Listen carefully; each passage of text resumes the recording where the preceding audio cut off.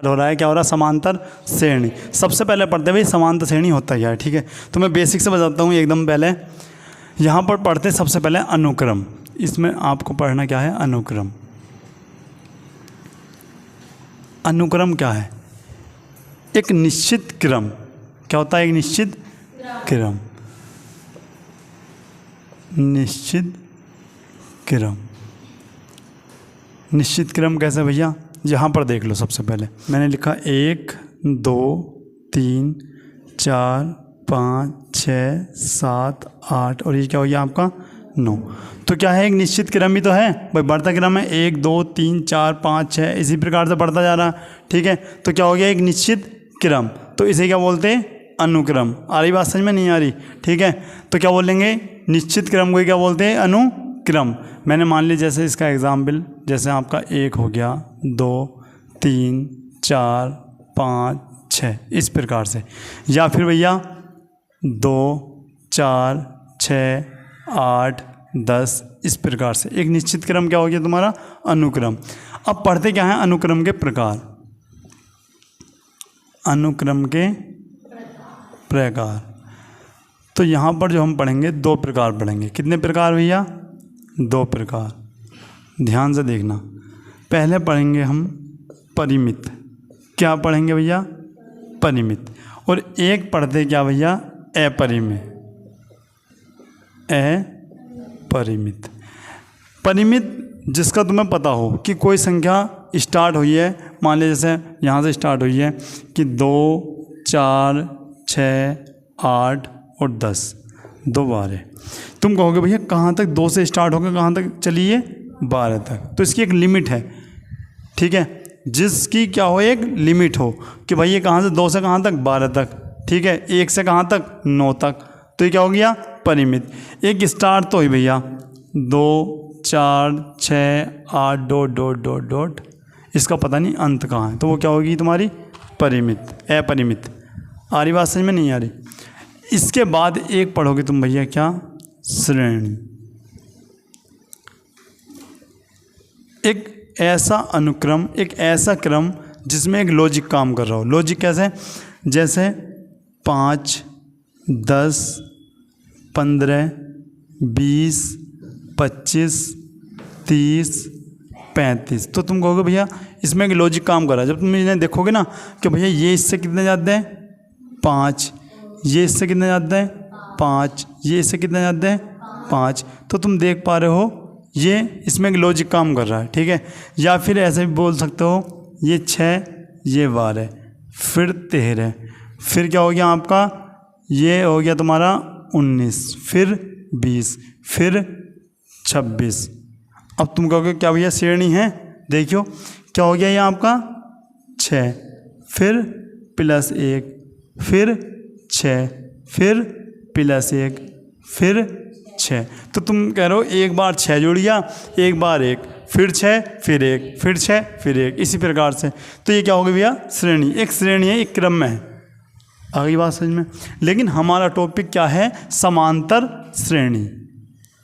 हमारा टॉपिक क्या है भैया, समांतर श्रेणी। अब बताओ बात यहाँ तक समझ में आई या नहीं आई। समांतर श्रेणी का मतलब क्या है भैया, समान है जिसका अंतर। एक ऐसी श्रेणी जिनके पदों के बीच का अंतर क्या हो, समान हो। देखो ये हो गया समान, और ये क्या हो गया भैया, बहु अंतर। जब भी तो जुड़ गया समान अंतर बनेगा, समान प्लस अंतर, जब भी जुड़ के क्या बना आपका, समांतर। एक ऐसी श्रेणी, पता चला अनुक्रम किसे कहते हैं, फिर पता श्रेणी किसे कहते हैं। फिर इसमें भी क्या करेंगे, एक ऐसी श्रेणी जिसके बीच पदों का अंतर क्या हो, समान हो। नई बात समझ में। देखो जैसे मैंने लिखा यहाँ पे 8, उसके बाद यहाँ पर लिखा 16 24 और 32 और 40। तुम बोलोगे क्या भैया ये समांतर श्रेणी है, चेक करो। इन दोनों के बीच का अंतर बताओ, 8। इन दोनों के बीच का अंतर 8, और इन दोनों के बीच का अंतर 8, और इनका भी और भैया समान अंतर, और हम क्या बोले समान अंतर को क्या बोलते हैं, समांतर श्रेणी। तो एक ऐसी श्रेणी है जिसका अंतर क्या है, समान। तो क्या हो गया ये, समांतर श्रेणी। अच्छा और बताओ, ये हो गया 8, ये हो गया ऐसा मान लो 16, ये हो गया 20, ये हो गया 10। अब ये समांतर श्रेणी है क्या, चेक करो। तुमने क्या कहा भैया 4, ये कितना हो गया बताओ 8, ये कितना हो गया 4, और ये कितना हो गया 10। बताओ समांतर श्रेणी है क्या, भैया नहीं है। क्यों, इसमें अंतर देखो, कभी 4 कभी 8 कभी 4 फिर 10, तो इसका मतलब ये समांतर श्रेणी नहीं है। आ रही बात समझ में, नहीं आ रही, आ गई, ठीक है। अच्छा अब इसमें क्या पढ़ते हैं भैया, अब इसमें पढ़ते हैं तुम, इसका व्यापक रूप कैसा होता है। देखो सबसे पहले जैसे मैंने लिखा 2 4 6 8 10 2 12 और डॉट डॉट डॉट इस प्रकार से। तो इसको बोलते हैं हम भैया A1, क्या बोलेंगे, और ये हो जाता है आपका A2। ये अच्छा पहले नोट करो, उसके बाद बताता है, स्टार्टिंग से नोट करो पहले इतना, ठीक है।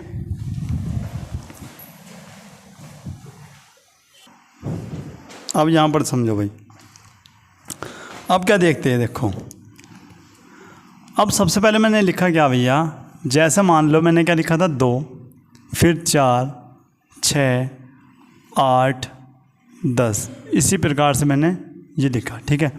इसको बोलते हैं हम A1, इसको A2, फिर A3 नहीं A2 और A3 और A4 डॉट डॉट डॉट इस प्रकार से, ठीक है। और हमने कहा भैया कितने पद हैं, मैंने मान लिया भैया n पद है, तो ये क्या हो गया आपका AN, ठीक है। उसके बाद अब जैसे ये आपका A1 है, तो A1 को लिखते हैं क्या भैया हम, प्रथम पद। ये क्या हो गया आपका प्रथम पद। A2 दूसरा पद, या द्वितीय पद बोल दो, या फिर दूसरा पद, ठीक है। नंबर 3 तीसरा पद। इसी प्रकार से नंबर 4 नंबर 5 6 7 8 और भैया पता नहीं लास्ट में आ गया AN, यानी nवा पद। ये आपका हो गया, यानी A1 को प्रथम पद, फिर दूसरा पद, तीसरा पद, nवा पद, ठीक है। अब एक बात और याद रखना, समांतर श्रेणी को आप AP भी बोलते हो, कहीं AP आए तो इसका मतलब समांतर श्रेणी है, ठीक है। अच्छा अब यहाँ पर देखते हैं, अब लिखते हैं समांतर श्रेणी का व्यापक रूप, यानी AP का व्यापक रूप। देखो कैसे करते हैं। सबसे पहले जो A1 था, मैंने यहाँ पर लिखा A1 A2 A3 A4 और डॉट डॉट डॉट यहाँ पर आ गया आपका AN, ठीक है भाई। अच्छा A1 को लिखता हूँ मैं A, ठीक है। A2 को लिखता हूँ A प्लस D, और A3 को लिखता हूँ A प्लस 2D, और A4 को लिखता हूँ A प्लस 3D, और इसी प्रकार से डॉट डॉट डॉट AN को क्या लिखूँगा अभी बताते हैं। देखो A1 को खाली लिखा A, A2 क्या लिखा A प्लस D, और A3 को A प्लस 2D। तो तुम यहाँ पे देख रहे होंगे जो ये संख्या है ना, उससे एक कम D आ रहे हैं। यहाँ पे संख्या 1 थी तो हैं D कितने थे 0, यहाँ पे A2 हैं तो D कितने हैं 1, A3 हैं तो D कितने हैं 2, इसका मतलब ऊपर वाले से एक कम है। A4 हैं तो D कितने 3।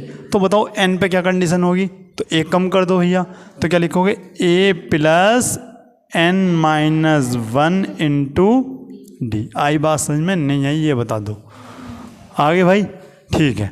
उसके बाद अब तुम बताओ भैया ये पता क्या चल रहा तुम्हें ऐसे होगा, तो मैं एक बार तुम्हें करके बताता हूँ कि ये चीज़ कैसे मिली, ठीक है।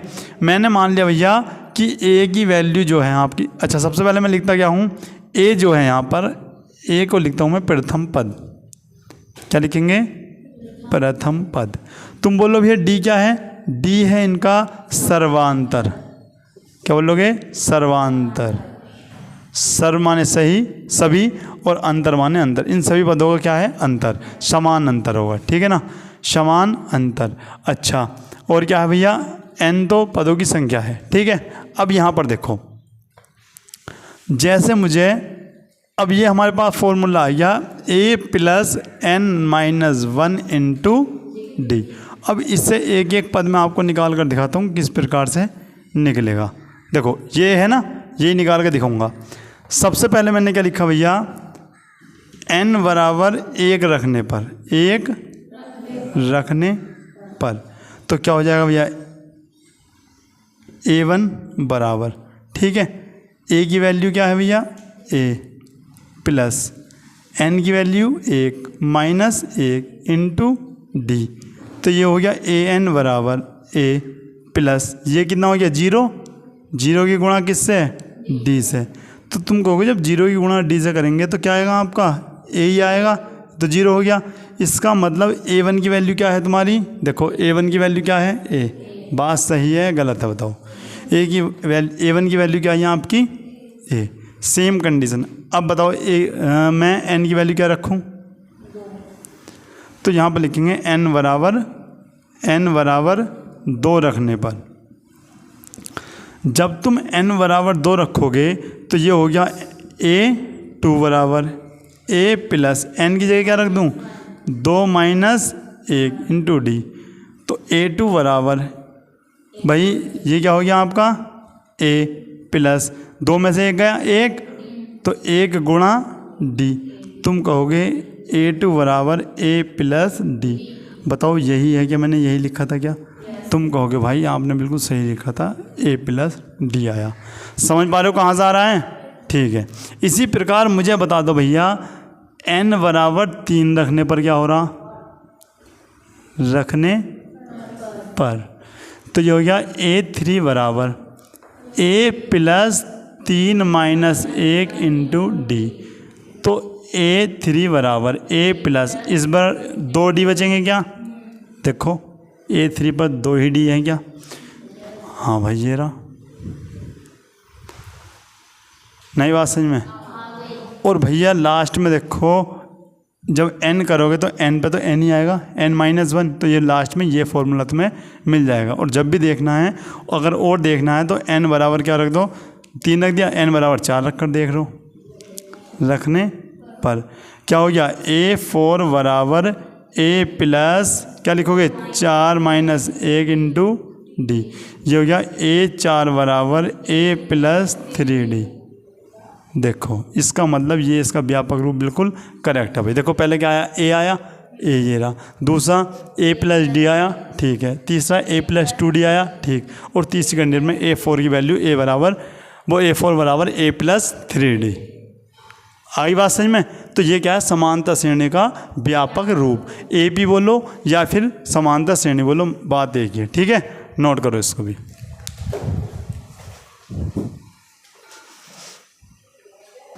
यहाँ पर देखो भाई, पहले ही क्या दे रखा है? एपी। एपी का मतलब समांतर श्रेणी, ठीक है। 3/2 कोमा 1/2 माइनस के 1/2 कोमा माइनस के 3/2 के लिए प्रथम पद ए तथा सर्वांतर डी लिखना है, ठीक है ना। अब यहाँ पर देखते हैं भाई, प्रथम पद तो सबको ही पता है कि पहला वाला पद प्रथम पद होता है, यानी 3/2। ये तो हो गया आंसर, ठीक है। लेकिन सर्वांतर कैसे निकालेंगे? तो मैं बताता हूँ ये सर्वांतर क्या होता है। सर्वांतर, अब इधर को आ जाओ। जैसे मैंने लिखा भैया A1, A2, A3, A4, A5, A6 और डॉट डॉट डॉट डॉट यहाँ तक। अगर तुम्हें जब भी सर्वांतर निकालना हो तो भैया क्या करो? D बराबर इस पीछे वाले में से आगे वाला घटा दो। क्या भैया इससे निकलेगा? आगे वैसे नहीं निकलेगा कहीं भी। D बराबर A3 माइनस A2 घटा दो। या भैया और नहीं निकल सकता? निकल सकता भैया, कुछ भी कर सकते हो। A4 में से वो A3 निकाल दो या फिर A6 में से A5 निकाल दो, मतलब पीछे वाले में से पहला वाला घटा दो, ठीक है। वहाँ तुम्हारा सर्वांतर निकल जाएगा। तो बताओ इसमें किसका निकालना भैया? इसका निकाल दो। तो मैंने निकाला भैया, जैसे ये हो गया आपका क्या? A1, ये A2, ये A4, बस।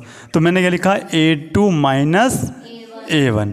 ठीक है, तुम बोलोगे भैया यहाँ पे मैंने लिखा D बराबर A2 की वैल्यू कितनी है 1/2 और ये क्या है 3/2। तुम कहोगे भैया D बराबर, तुम कहोगे भैया एक, देखो हर दोनों की सेम है, ये ले लिया, एक में से 3 घटा दो, कितना आया -2, -2/2 कितना आ गया D बराबर -1 इसका करेक्ट आंसर। आ रही बात समझ में।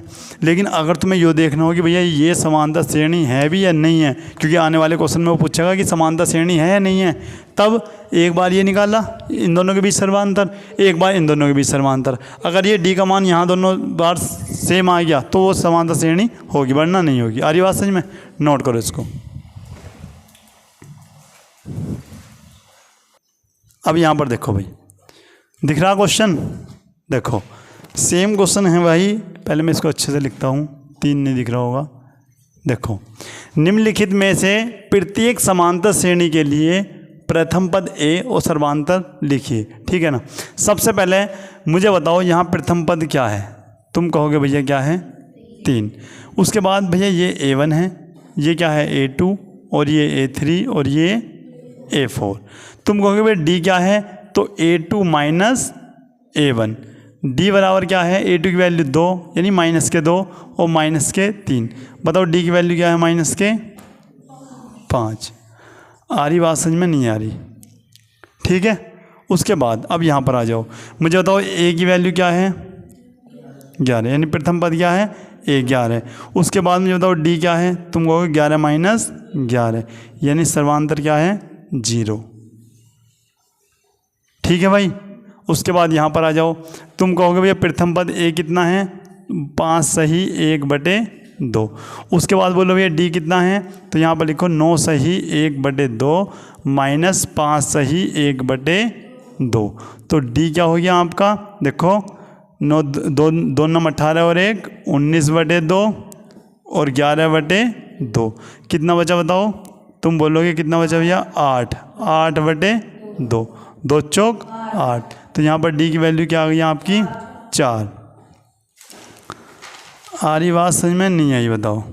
आ गई ना। ठीक है, अब यहाँ पर आ जाओ, यहाँ पर क्या देखते हैं भैया A की वैल्यू क्या है आपकी 0.6। इधर ही D की वैल्यू क्या है आपकी 1.7 माइनस 0.6। कोई बताएगा कितना बचा, तुम कहोगे 0.1। नहीं बाबू गलत हो गया, 1.1 ये बचेगा आपका। ठीक है, आगे बात समझ में, नोट करो इसको। यहाँ पर देखो, अच्छी बात बेटा, यहाँ पर देखो। अब देखो, निम्नलिखित द्वारा परिभाषित अनुक्रमों के प्रथम 3 पद आपको करने लिखने हैं। ठीक है ना, यानी 3 पद मैंने बताया था, सबसे शुरू में यही पढ़ाया था। सबसे पहले आपको जो दे रखा है इसको नोट करते हैं हम। यानी n का मान एक बार हम 1 रखेंगे, एक बार 2 और एक बार 3 ... ठीक है, तो n बराबर 1 रखने पर जब तुम n का मान 1 रखोगे तो ये हो जाएगा आपका, एक बार मैं नोट करता हूँ, an बराबर 4n + 1। 1 रखा तो a1 बराबर 4 × 1 + 1 यानी a1 बराबर 4 और 1 5। डायरेक्ट लिख दूँ, दिक्कत हो ना कुछ, ये हो गया। दूसरा n बराबर 2 रखने पर आप बोलोगे भैया ये हो गया आपका, डायरेक्ट लिख रहा हूँ अब मैं, 4 × 2 + 1 यानी a2 बराबर 8 + 1 कितना आया आपका 9 आ गया। आई बात समझ में भाई, ये आपका 9 हो गया। अच्छा, इसी क्रम में अब लिखते हैं n बराबर 3 रखने पर, तो क्या हो जाता है आपका a3 बराबर 4 × 3 + 1। तो a3 बराबर 4 × 12 + 1 कितना हो गया आपका a3 बराबर बोलो 13। तो अब मैं अगर बनाना चाहूँ तो श्रेणी क्या बनेगी a1 a2 a3 ... क्या आया आपका, पहले 5 आया, फिर कितना आया 9 आया और आपका क्या आ गया 13। क्वेश्चन खत्म। लेकिन अगर वो यही पूछने लगे कि मुझे बताओ ये प्रथम पद क्या है, जल्दी बताओ मुझे, अगर ये अपनी तरफ से बता रहा हूँ मैं, ठीक है, बताओ क्या होगा 5। और बताओ मुझे सर्वांतर क्या होगा इसका मतलब 9 - 5, ये क्या हो गया आपका 4, ठीक है। अच्छा, अब आता है आपका ये, अगर मैं ये क्वेश्चन होमवर्क दे दूँ क्या कर सकते हो बताओ? हो जाएगा या मैं करवाऊँ बताओ? हो जाएगा, ठीक है। तो बताओ कैसा है, आई बात समझ में तुम्हारी? नहीं आई? कर सकते हैं, ठीक है। तो मिलते हैं नेक्स्ट क्लास में, तब तक के लिए जय हिंद।